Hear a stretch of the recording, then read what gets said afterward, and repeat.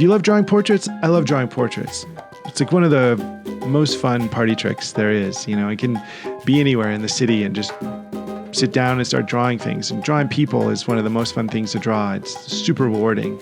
But drawing people is hard, I think, mostly because the proportions. Have you ever sat down and started drawing a face like you see here? And it might look good individually, like each individual feature. You might have the eyes look okay, the nose look okay, but all of a sudden you look at it as a whole and that mouth is just way too far down and the eyes are sort of slipping off the face. It's almost like, I don't know, it's almost like it's melting. So when that happens, you just feel like, you got to figure out how to make sure this doesn't happen anymore. Not ever again. What a waste of time. Oh my gosh. And then with digital, you can always flip the canvas too. So, when you try that, you see that this whole thing just looks ridiculous. It's like a mutant. It doesn't look like a person at all. And then, you just need to start over. So you don't want to ever have that happen again. So the point of today's video is to say, how do we do this in a way that even if we're not an experienced artist, we can get good, reliable results? Well, it's all about our mental framework. Our mental framework is everything. It's the success that we have in our drawing comes from how we approach it, and what our goals are. And so we're going to start with a foundation that's built on a video by an artist named Cynics. And Cynics is awesome. So what Cynics does is lets us draw with this very simplified way of approaching a face. And I think if you have a simple way to do something, you're going to do it better. You're going to be less afraid. And that's what we have to find is simple solutions. And so that's what I like about his tutorial. But his tutorial goes further than just sort of saying, we start with the face as looking like a carrot and the eyes looking like little circles. We're not drawing snowmen, right? We're drawing people. So the people faces are curved, they're not flat shapes. So we got to take that piece of paper that the initial drawing is on, and we need to bend it, and we need to make it in the shape of a head. And that allows us to introduce perspective into the drawing in the same way that we've shown how we can use line to do perspective in Rebelle. And Rebelle is the coolest tool in the world to do this with, because the pencils and all the tools are just so wonderful. But the second thing we're going to do here is building upon Cynics' concept of drawing the face as though it's on this bent piece of paper, is we're going to use something that looks a little bit like the emblem on Superman's costume or outfit or whatever. That like sort of upside down triangle with the corners chopped off, where you can imagine instead of the S on his chest, you're going to have the eyes, nose, and mouth. And so what we're going to try to do is put these two concepts together. You're like, what are we doing? But just watch. So using our second reference here, we're going to use her head as our reference, but we're going to not try to draw her whole head with all the awesome detail. What we're going to do is start with our kind of introductory process, this kind of framework, this mental framework of how to approach the face. And so drawing her head in perspective with the wrapping roundness of the face where that far eye is kind of bending away from us and the near eye is pointed kind of straight at us. We're going to find a way to use this kind of Superman emblem shape on that wrapped head shape in perspective. We're going to put the two concepts together. And when we do, we can find a really simple method for approaching human proportions. It's a way of keeping the proportions from sliding off the face. It's a way of making sure the proportions look like they're nested on a three-dimensional object. And when we have a little method like this, yes, there's things we can work on. We can say, gosh, well, how deep is the head? What is the shape of the cranium? What is the axis of the ear? And how do we, render something like the hairline and so on? And we can work with all of that. Those are all things that we can tackle, and we will. But what's really important today is to start to build a framework for how you can look at a complicated face and maybe complicated perspective and keep it organized so that when you draw it, it doesn't just slide all over the canvas. And this is just a technique I wanted to show you, and it's something I wanted to finish the approaching the power of line in this Rebelle series with, because so far we've done a lot of things that are observation based, drawing from life. But here, this one's sort of like illustration technique that will help you maybe approach drawing portraits with a little bit simpler process. And I wanted to show you how you can apply this process from any perspective. So here you can see putting the face at a very difficult angle. Traditionally, it's, might be hard for you to say, how do I lay this face down and still draw it where the proportions look good? How do I draw a face from maybe a really direct, top-down perspective where it's like maybe an adult looking down at a kid and saying, hey, did you eat the cookies or whatever? And how do you draw the kid who's, standing there and they have a very, unique perspective? How do you keep all those features organized?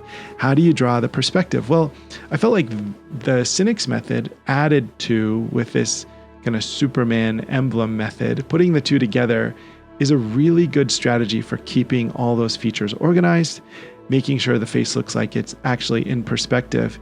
And then by extension, it helps you understand how to put light and shadow on that round or implied round shape. So I felt like this was a fun way to explore some portraiture.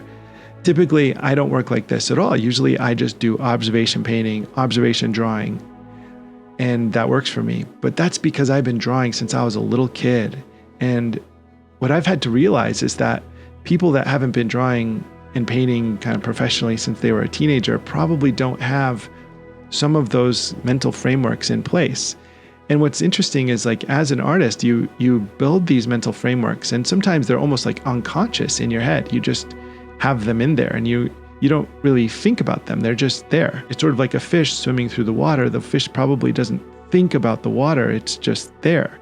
And so I wanted to sort of break this down and turn it into a step 1, step 2, step 3, step 4 process, showing you how then you can even use it to move into these really complex perspective situations. Why this matters, and how this works is super important, because I'm a painter, right? I don't usually just sit down and sketch little comic book characters or game characters, but I do that, and I have done that for work, and I have had those jobs. But most of my work is fine art. Most of my work is representational art, and I see people who want to paint realistically, and I see them desire to paint these, beautiful representations of the world that they see, or they want to paint their dog, or they want to paint their kids, or they want to paint their spouse, or they want to do a client project for someone in their neighborhood, or someone at their work, or they want to build a portfolio for a gallery. And there are so many problems, though, when you try to do that. You're working on making your paintings and drawings look more professional, more finished, more beautiful, and you don't have those sort of mental frameworks for how to translate the deep, complex, three-dimensional world into a two-dimensional surface.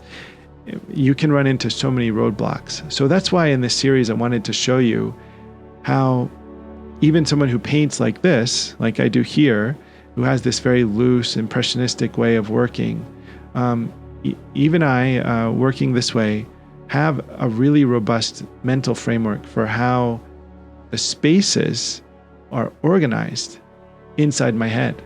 So when I look at her cheek, or I look at her back, or I see her shoulder, or the muscle that comes from her neck to her shoulder, like any of those shapes, I'm seeing those in a very structured way. I have my mind is visualizing that three-dimensional form as though it were a combination of a bunch of planar surfaces, as though it's like that piece of paper wrapped according to the perspective that I just showed you in the previous, line drawing. Painting like this, and the freedom of painting like this, works, and it looks beautiful because the illusion of space is communicated, because you can feel the way that the lower back is kind of pushing inward. You can feel the shoulders wrapping. You can feel the perspective of the planar surface between the shoulders, and how the one shoulder is receding and the other one's coming forward. You can feel the face wrapping around from like the left, or from the right to the left. And you can feel all of these geometries in the space, and you can sense it through the light. And what really helps is if you don't have that background to understand, what's really going on in the structures. It helps to study anatomy. It helps to study perspective. It helps to have a lot of kind of foundational knowledge, but it also really helps to come up with a framework like we're doing here today. So in this last little warm-up, and this would be an exercise I would hope you guys would do, is to go find 5 faces, or go find 4 faces, or a handful of faces. Do this as much as you can, and draw them as if that piece of paper was wrapped exactly at the same perspective that you're seeing the face. So here, the first one is of the woman with all the pink, and the next one is kind of in this desaturated woman with this high angle profile view. And what you want to do is simply draw the face as though it's this wrapped piece of paper, this curving surface. And then you want to draw that Superman insignia upside down, the upside down triangle, and put the features in there. Using that as a starting point, it might help. I'm hopeful that it'll help you tackle these portraits that you see in a way that's more approachable than just trying to jump in there and hope for the best. Because you can, as you can see here, you can build on that structure. As you can see here, I'm using that initial lay-in of that wrapped paper perspective and the Superman insignia, and then I'm building upon it and adding and adding and adding. And because the suggestion of the roundness is already there, it's so much easier to look for the light and dark shapes and to see this thing as though it's part of a perspective drawing, as though it's part of something that exists in 3-dimensional world. So if I draw these soldiers, these are some reenactment soldiers doing something for like Gettysburg, and they had these really cool costumes, and I thought, man, those guys would be fun to draw.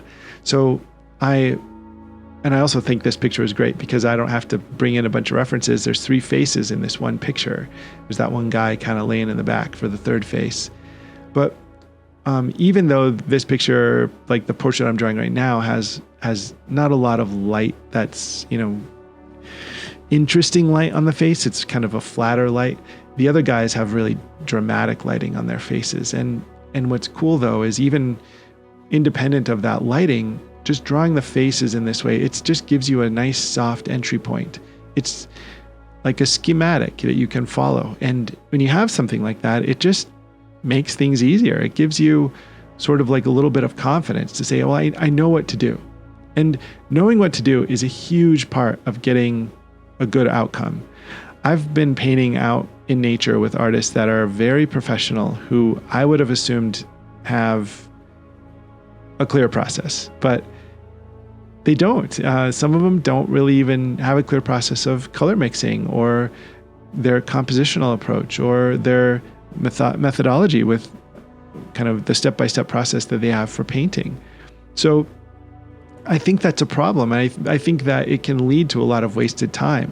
I think it's helpful to have a method, something that is reliable, because some parts of art, they're the very creative and potent parts of artwork that we want to spend all of our time in. But there are other parts of artwork that are just like, how far away is the nose from the mouth? Let's just not make that complicated. Let's just keep that really, really simple. And sometimes these little frameworks like this are helpful for that.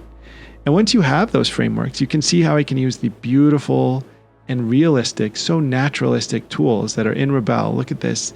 I can use this beautiful pencil tool. It's such an something I just don't talk about enough in my videos, because I do so much painting that in digital that I don't do as much kind of dry media in digital. And so using the pencils, I always use the Craft 3 pencil. It's like my favorite one. But using the pencils is just remarkable. And this method has just made drawing faces so simple. And like I said, I have all of these kind of frameworks inside my head, and I felt like it was time to sort of open the cupboard and let them out, because there's stuff in there that will hopefully be helpful to you. So hopefully it is. And this is kind of maybe one of our fun culminating activities in the Power of Line series with this Rebelle Art School series, because learning to draw and sketch just in this free form way is so good for you. And having a method to do it is the only way that it's going to become something you do regularly. is if you know that you're going to be successful and you have a method to make it easy. So the goal of today was drawing made easy, portraits made easy, using this little framework of trying to bend this piece of paper and draw the face upon it inside that Superman insignia. And I think for my purposes, it works really well. It's just a nice way to think about what you're trying to accomplish. It's a nice way to think about how to put everything together so that, even when you can draw a nice eye or a nice nose or a nice ear, it's about getting all of those things to fit nicely together. So I hope that was really fun. And please share your work in the forums. Take care.